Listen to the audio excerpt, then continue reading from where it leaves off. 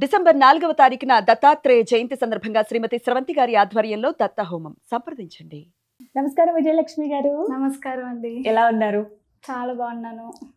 చాలా క్వశ్చన్స్ ఉన్నాయి విజయ్ గారు. ఇందులో ఏంటంటే పురాణాలకి సంబంధించి ఒక్కో పురాణం ఒక్కో విధంగా చెబుతోంది.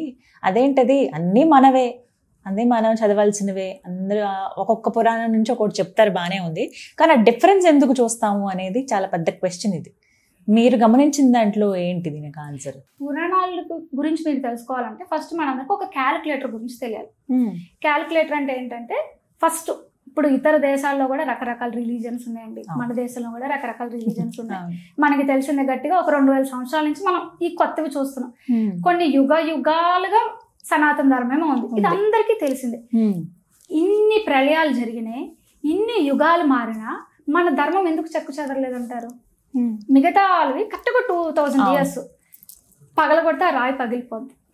ఇంకొకటి ఏదో చేస్తే వాళ్ళు సంబంధించిన రాసుకున్నారో నిల్చుకున్నారో ఏమైనా అవన్నీ పోతాయి.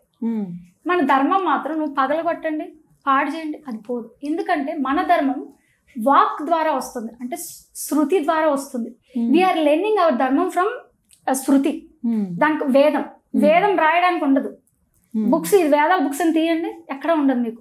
వేద పాఠశాల పిల్లలకి వారు నేర్పిస్తారు, రే ఇలా పలకాలి అంటే వాక్ ద్వారా జరుగుతుంది. This is reserved here. ఎవరికైనా ఇక్కడ ఉంది అది. అది ఒక పేపర్ పైన ఒక రాయి పైన ఉండదు కదా, ఎవరైనా వస్తే పాడు చేయడానికి లేదా మనం కోల్పోవడానికి. మనకి తరతరాలుగా వేదాలు ఇక్కడ రిజిస్టర్ అయి ఉన్నాయి. అంటే నేను మీకు మాట్లాడుతున్నాను, మీకు పాట నేర్పిస్తున్నాను, ఒక పాటలాగా దాన్ని నేర్పిస్తున్నాను, శృతి యాడ్ అయింది. అలా నేర్చుకుంటున్నారు కాబట్టి జనరేషన్స్ లో యుగాలుగా నిలబడిపోయి ఉంది. సో ఇది శృతి.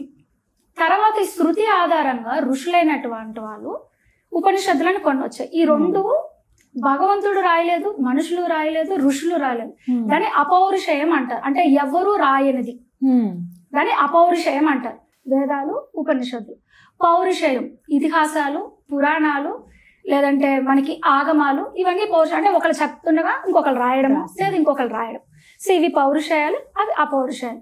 సో అపౌరుషయం is we cannot question it. అది ఒకరు రాసింది కాదు, వేదాలు ఒకరు రాసింది కాదు, ఒకరు చెప్పింది. భగవంతుడు ఎప్పటి నుంచి ఉన్నాడో వేదాలు కూడా అప్పటి నుంచి ఉన్నాయి. ఇవి ఏంటంటే మనం క్వశ్చన్ చేసుకోగలుగుతాం, టెస్ట్ చేసుకోగలుగుతాం. ఓకే, ఇవన్నీ రాసిన దేని ఆధారం చేసి రాసుకున్నారు? వీటి ఆధారంగానే ఇవన్నీ రాసుకున్నారు. ఇప్పుడు పలానా పురాణాల్లో ఒక స్టేట్మెంట్ ఉంది, ఈ స్టేట్మెంట్ కరెక్టా రాంగ్ అన్నది కాన్ఫ్లిక్ట్ ఎప్పుడు వస్తుంది? దీనికి విరుద్ధంగా ఇంకెక్కడ ఉన్నప్పుడే కాన్ఫ్లిక్ట్. దీనికి విరుద్ధంగా ఎక్కడ లేదనుకోండి, ఇది నమ్మచ్చు. కానీ దీని విరుద్ధంగా ఎక్కడ ఉన్నప్పుడు అది కరెక్టా ఇది కరెక్ట్ అని తెలియాలంటే హైరార్కీ. మీకు పురాణాల కన్నా ముందు ఎక్కడికి వెళ్ళామన్నా ఇతిహాసాలకి వెళ్ళమన్నా. సో ఈ పురాణాల్లో చెప్పింది ఇతిహాసంలో ఉంది అంటే దీనికి విరుద్ధంగా అక్కడ ఉందంటే ఇతిహాసాన్నే నమ్మాలి, పురాణాన్ని నమ్మకూడదు. ఓకే. మళ్ళీ వీటిలో సాత్వికం, రాజసిక్, తామసిక్ 3 కేటగిరీస్ ఉన్నాయి. మళ్ళీ ఇందులో సాత్వికంతో ఏదైనా ఉండి కాన్ఫ్లిక్ట్, రాజసిక్ తామసిక్ ఉంది అనుకోండి, సాత్వికందే నమ్మాలి, మిగతా రెండింటిని నమ్మడానికి లేదు. కానీ ఈ కాన్ఫ్లిక్ట్స్ ఎప్పుడు వస్తాయంటే when there is a conflict with statement. ఒకదానికి ఎక్కడైనా విరుద్ధంగా ఉన్నప్పుడే సమస్య తప్ప విరుద్ధంగా లేనంత కాలం అన్ని కరెక్ట్. కానీ కొన్నిట్లో మనం అలా విరుద్ధంగా ఉన్నవి చూసినప్పుడు మనం ఏం చేయాలి?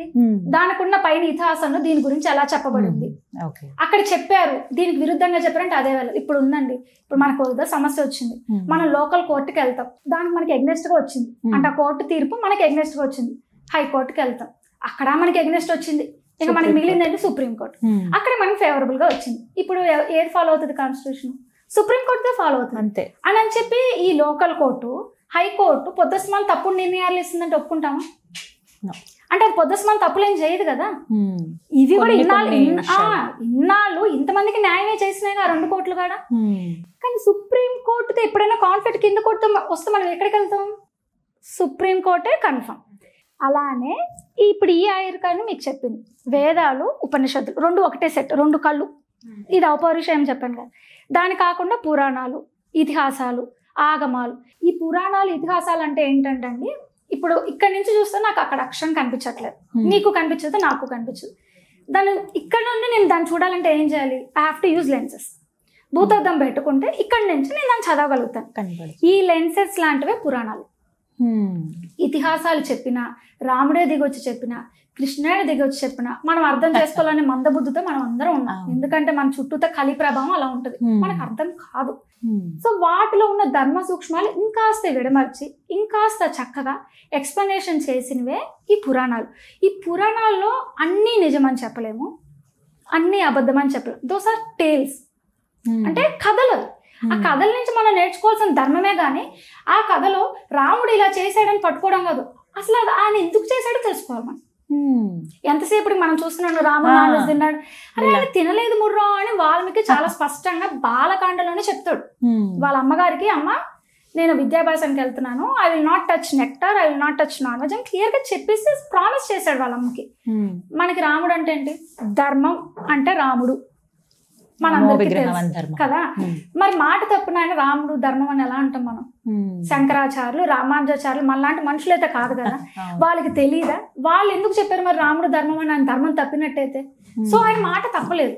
కానీ మనకి ఎక్కడ వస్తుంది అంటే ఆ పర్టికులర్ స్టేట్మెంట్, లేదా మనకి ఈ అరణ్యకాండలోనో ఎక్కడో చూస్తాం ఈ రాముడు మాంసం తిన్నాడని అక్కడ ఉంటుంది. ఆ మాంసం అనే పదానికంటే 2 అర్థాలు ఉన్నాయి. It's kind of A pulp of A fruit.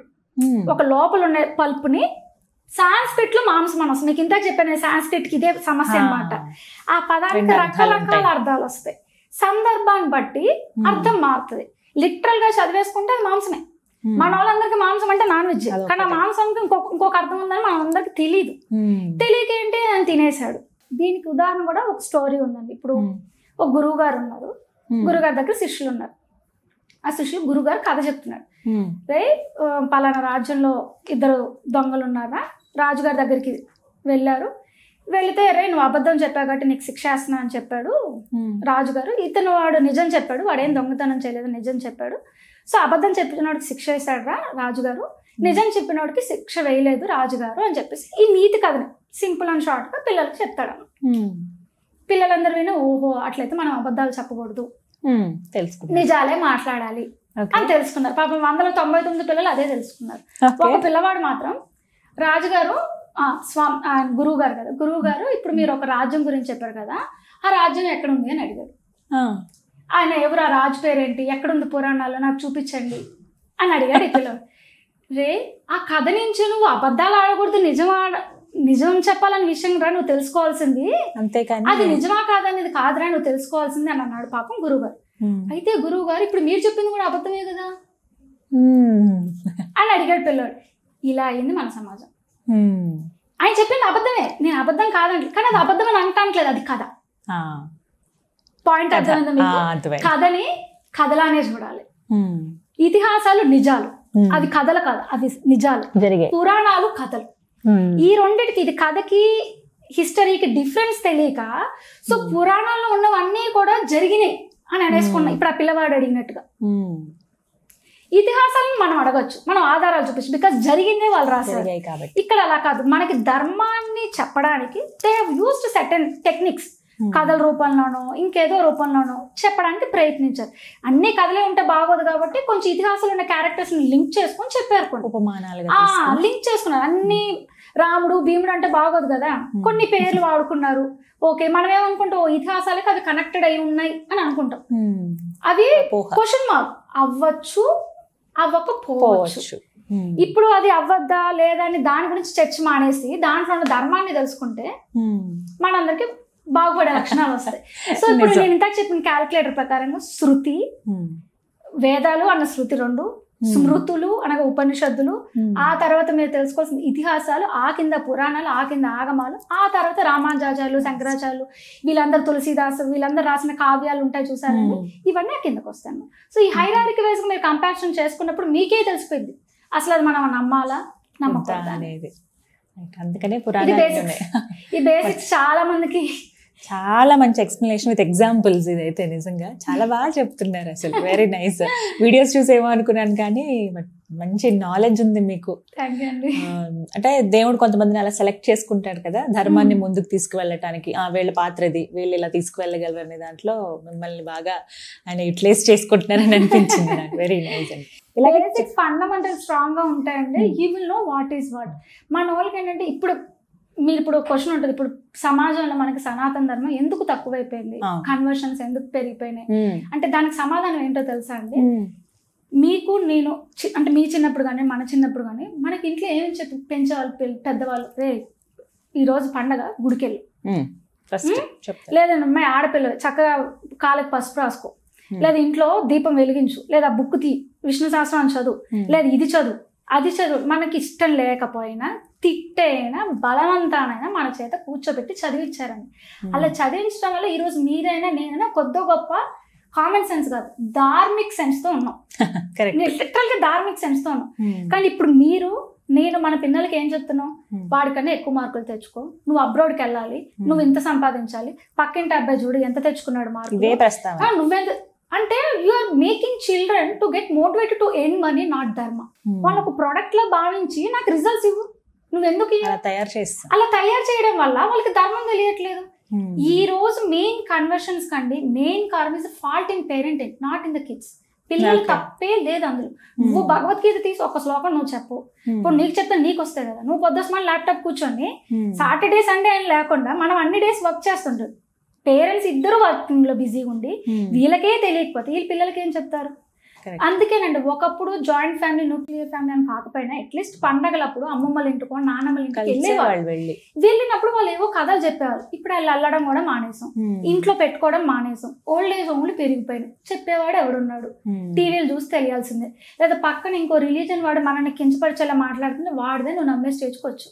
నేను అది దృష్టిలో పెట్టుకునే ఈ కేరళ స్టోరీ మూవీ చూసినాక ఓ నాయనో ఇలా ఉందేంటి సమాజం, ఎంతో కొంత ఎవరో ఒకరు నడుము బిగించి చెప్పకపోతే టీనేజ్ అంతా పాడైపోతుంది. These are the next future. నేను ఈరోజు అమ్మమ్మలకి నేనేం ఎడ్యుకేట్ చేయక్కర్లేదు, గృహిణిగా ఉన్న వాళ్ళు కూడా నేను ఎడ్యుకేట్ చేయాల్సిన అవసరం లేదు. My target is teenagers. Okay, so నేను అందుకే నా లాంగ్వేజ్ అంత సరళంగా ఉండేదానికి కానీ అంటే అంత కటువుగా సాంస్క్రిట్ పదాలు కూడా ఎక్కువ పెట్టుకోండి నేను నా వీడియోస్లో. ఎందుకంటే వాళ్ళకి అర్థం కాక పారిపోతారు, ఏదో ఆంటీ ఏదో చెప్తుంది, ఏదో బొట్లు పెట్టేసుకుంది, ఏదో చేసేస్తుంది. They don't feel connected.